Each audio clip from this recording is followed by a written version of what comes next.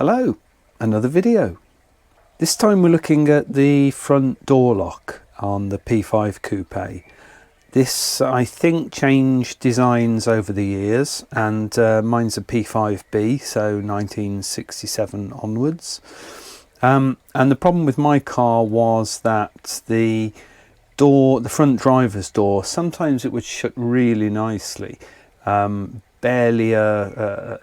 needed to push it and it would latch.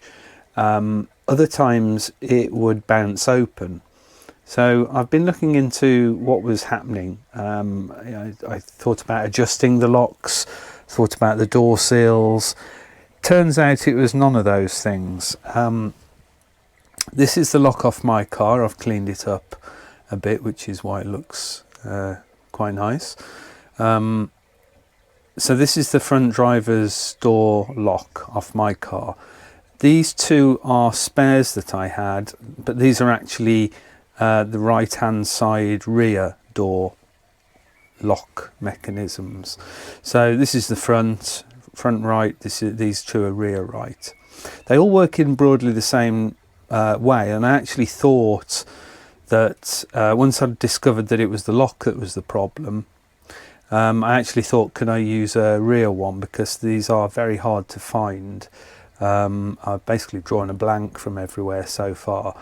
I'm sure someone's got one or several hidden away somewhere, but I couldn't find them. So yeah, initially I thought, okay, maybe I could use a rear one. And although a lot of the components are different, I mean, ignore the levers that are clipped on. These are definitely different, as you can see. This one has a longer locking arm there, whereas this one's different. So there are differences between them, but the actual core of the lock looks very similar. But then again, there are differences. The biggest difference, or the most problematic difference, is that if you look, this is the kind of pad that the door handle pushes on to open the door. These are different shapes and sizes. A rear one may work, but I didn't really want to, fit all the door and then find out 3 months' time something had moved slightly out of alignment. It's obviously not such a long contact area for the door handle mechanism to latch on. And these are actually riveted together or pressed together. You can see there's a rivet there and it's pushed through. So these are going to be quite difficult to take apart completely. So I ended up basically deciding I was going to repair my lock, and there were two problems that I found with my lock. The first one was that, and I'm not going to be able to show this because I've partially rebuilt this, but this part here, so if you imagine this sits in the door vertically, and this is the part that that rotates to latch the door. There's a pin and on the B pillar, and this latches around it. This was wobbling, so obviously this is screwed in the door, but this could move. And it's only when I took this apart that I found that this actually, keep these in some sort of order. So that part actually is this. So it rotates in the lock, and it's riding on the P5B on a bush, really thin walled bush. And you may be able, well, you probably can't see very well, but this is worn. It's actually cracked as well a little bit. I don't think that's the main cause, but it's worn basically. So it's quite loose, and again, probably isn't going to show very well, but I'm trying to hold that bushing as still as possible, but the lock can actually move on the bushing. So it was wobbling around, which isn't great. I'm not sure that on its own would have been the cause of the problem, but that's definitely worn. I think the actual steel and the nylon have both worn, unfortunately. It's hard to tell. It may be just the nylon, I don't know. But anyway, so that was one thing. This was wobbling. But the biggest problem was that inside this lock mechanism, when you activate the lock, you push the door handle or move the interior door handle, the way that the mechanism works is that it moves this, which is there on that item. It's that item there. So this gets moved, and that in turn turns this rotating barrel. So those should be locked together so that when this gets actuated by the handle or the internal handle, it rotates and it takes that with it and unlocks the door, unlatches the door, opens the door, however you want to say it. So the reason for my door only closing sometimes was that, again, I'll hold the spindle tight. This had worked loose, so you can see it's well, you may be able to see it's like a D shape, so there's a flat on it, and then in the factory, if we look at this one here, this one here, this is actually pressed on, so it's there's a lot of pressure. I mean, you can see it's quite thick metal, and that's pressed and expands into that to that D. So it shouldn't be able to move on this. They should be locked together. But on my car, there's a good half a centimetre movement. So sometimes that was kind of not rotating enough because it was free to wobble around, so it wasn't catching the door. So I've struggled to I haven't found a replacement for the driver's side. There are some replacements for the rear and passenger side that I've seen, but not for the driver's side. I guess the driver's side is the one that wears or fails because it gets the most use again.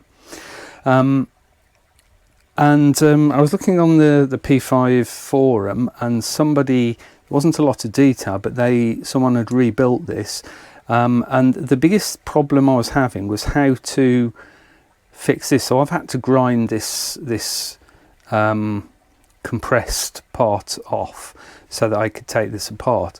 How to refix this, because there's I don't have a press heavy enough anyway to recompress this, but even if I did, there's not really enough metal now because I had to grind it off so that I could get this apart and this out. So I'm going to weld it. Basically, I'm going to put a couple of tack welds on this one that's reassembled. I'm just going to I've done the same here. Basically, I've cannibalized one of the rear ones because the bushing and this rotating part is identical. I actually think the arm is as well, but I've cannibalized the rear one to use it in the front. So you can see there I need to weld that so that when the door lock is actuated, so this is what the handle presses on, you can see it rotates this, which rotates that. Likewise, the interior door handle pushes or pulls on that, which again rotates that and rotates that. So it's in the car. On the driver's side, it's in the car like that. Yeah. So that goes up to the locking, the sill lock. That goes inside to the door handle, the interior door handle, and the outside door handle presses on that. So yeah, I'm going to tack weld it so that that is held in place. I used one of the rear bushes as well, from one of the rear ones, because it looked unworn. And if you can see here, there is absolutely no movement in that, so that's a snug fit. I also, before I found these couple of spares that I had, which is kind of a shame to cannibalise them, I also printed a new bushing. So this is the original, which I think is nylon. It's quite hard, but maybe polyurethane, I don't know, I'm not sure. But this is a replacement. This took quite a few attempts to get. You know, it's within probably hundredths of a millimetre. You have to get this right. So that fits on there much more snugly, but still rotates. So if I hadn't had one of these to cannibalise, I was going to 3D print one in nylon. As it is, I'm probably not going to use this one. I'm going to use one of the rear ones, but next time it happens, I might well just use the 3D printed one. If you saw my previous video on the quarter light, then you'll know that I've been playing around with 3D printing a bit. So that's kind of it, I think. I am going to just put a couple of tacks on this and then refit this, and fingers crossed it will work.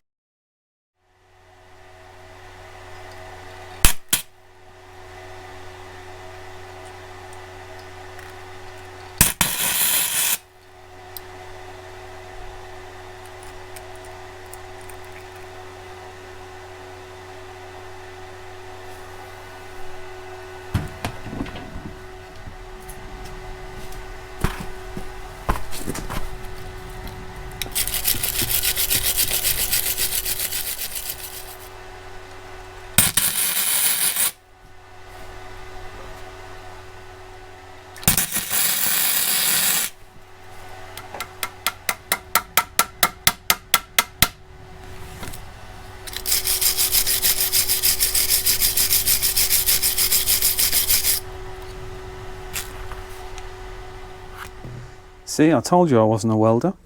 I can point the torch in the right direction and pull the trigger, and yeah. Anyway, I've got a lot to learn on welding, but it seems to be pretty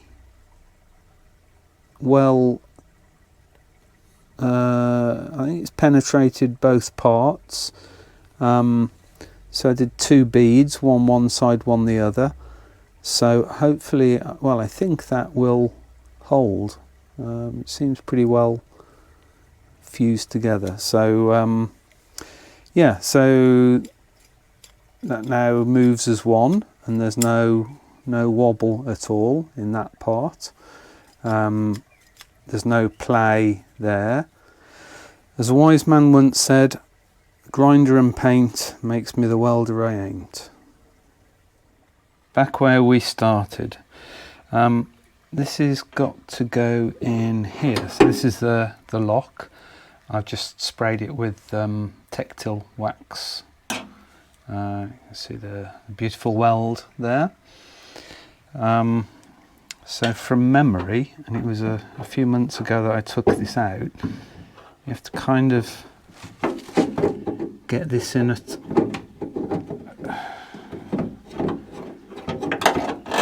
there you go. I think that will go in.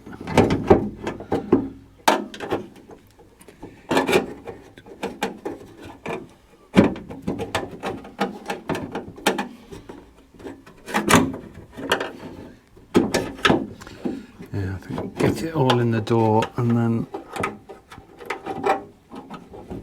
turn it through 90 degrees.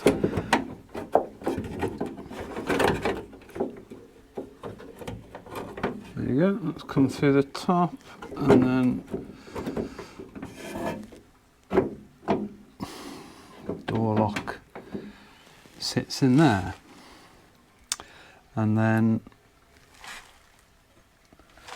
this piece goes on the outside. So just, there you go. So that sits really nicely in that hole in the door, and then that will go on like that. And this isn't adjustable, so this is fixed in place. I haven't tried adjusting it, but the door striker, I guess, on the door pillar is what you adjust if these don't fit properly. But the door, as I say, most of the time it's shut really nicely, so I want it to go back where it was. So I'm just going to get those screws in. These are the large posi drive head. I don't know if they're original. Anyway, they're going back in. So they will go in there and hold that in place. And then, yeah, I'll just tighten that up. And then it's a matter of, and I'm probably not going to be able to show this very well, but I've got the camera as close as I can to the door. And just to see, I haven't put the clips on the rods yet.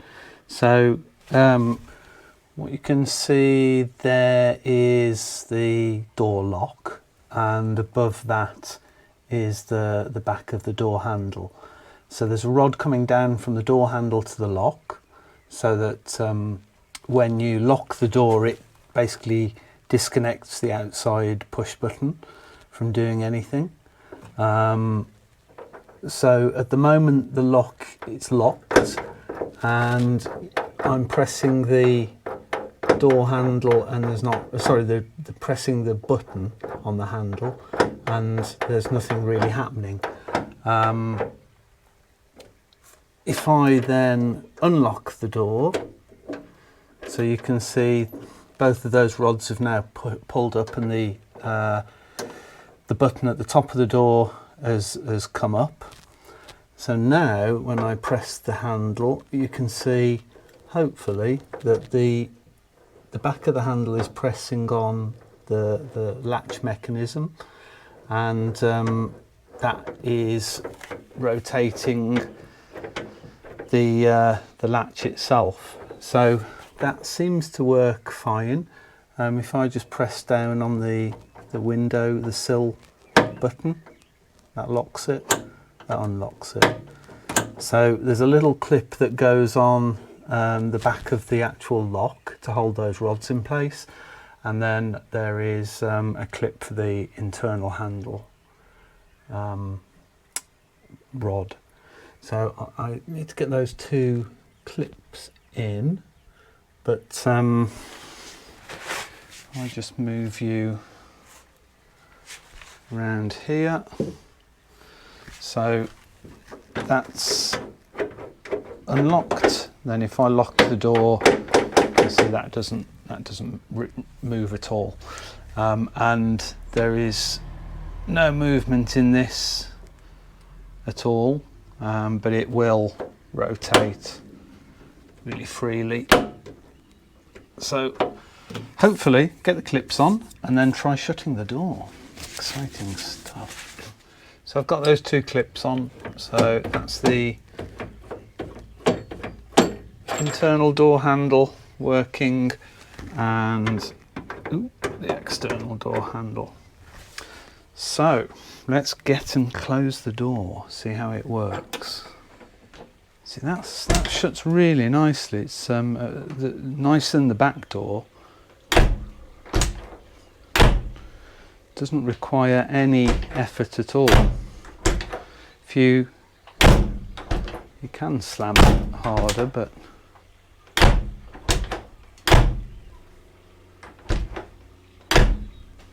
perfect. So before, sometimes it would shut like this, but then other times, no matter how many times you tried, it would just bounce open again. I mean, it'll still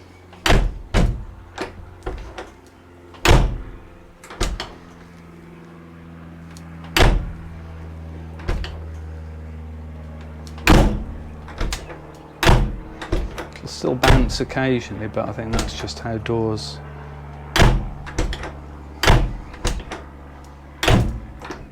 If you don't give it enough force, then it won't. There you go. That's much better than it was. So I'm happy with that.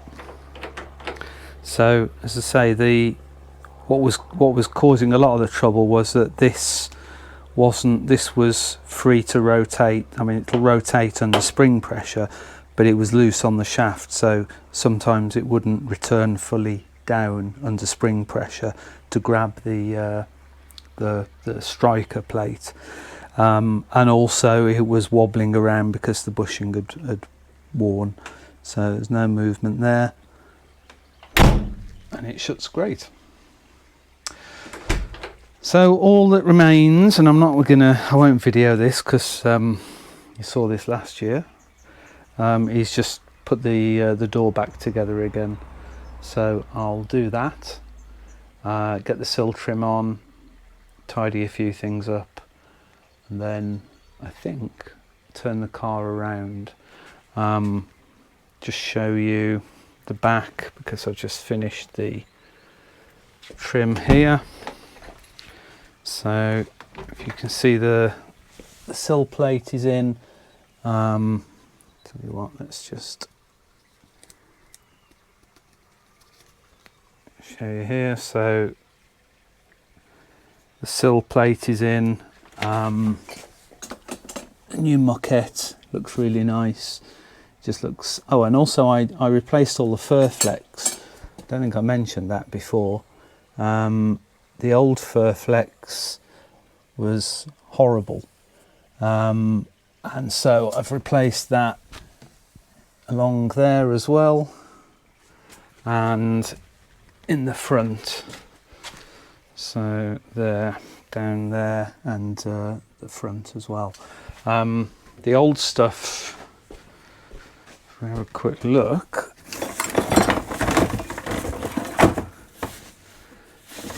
this was the old stuff.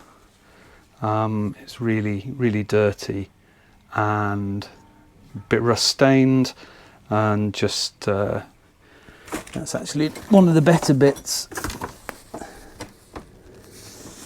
You can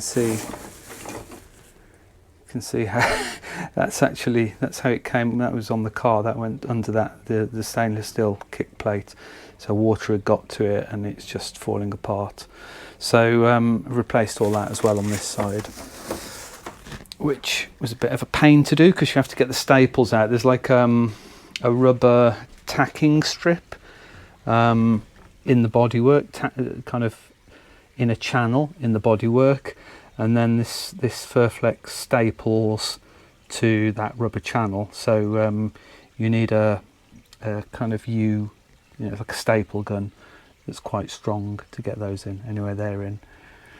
Seat belts are back in. I've put this trim back on, so that's all done.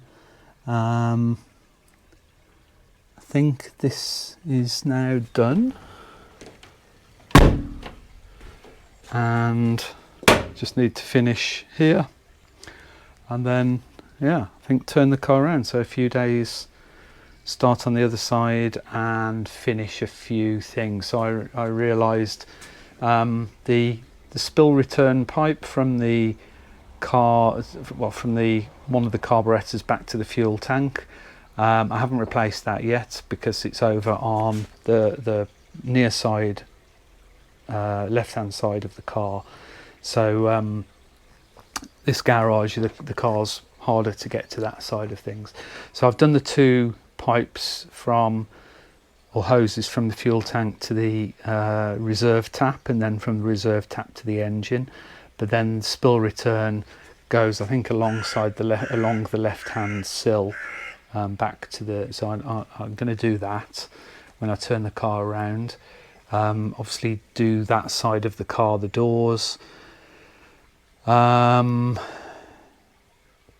else? I think that's kind of it. I've got a new accelerator cable. I've never really been happy with this accelerator. It works fine, but feels a little bit, doesn't snap back very well when you take your foot off. It doesn't overrun really, it just doesn't feel very positive. So I'm going to replace the accelerator cable and have a look at that once I've turned the car around as well. Other than that, that's it for this video. I will see you in the next one. Bye.